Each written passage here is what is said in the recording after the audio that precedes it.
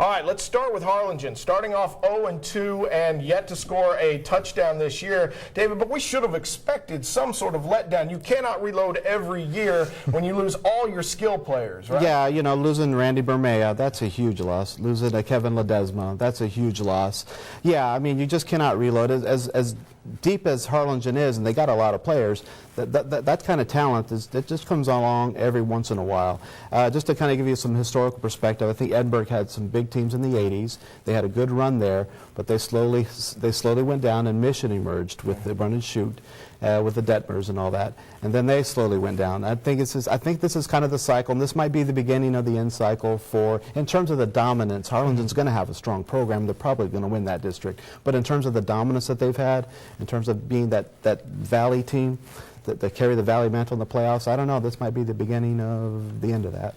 What I've noticed, especially, you mentioned some of the skill players they lost. They lost Ledesma. They've got a quarterback now who can't run like Ledesma. But the other thing is the height. They lost Bermea. They lost Charlie Powers. They got guys who were in who aren't quite as fast, but definitely not as big. That's what this team is. Not as big as Harlingen teams in the past. Well, that's the thing I was looking at on the sideline, Clay, is during that game was going on. You look on the side and you say, hey, where are the guys that are capable of stepping up and making these big plays? Because in the years past, you watch them warm up and you say, well, you better watch this guy, you better watch this guy, you better watch this guy. But in this game against the San Bernardino Greyhounds, you look out there and you say, where are they? They're in the mix, but they're not head and shoulders. As you say, size-wise, you can't pick them out. All right, but that being said, like David said, we still expect this team to win the playoffs.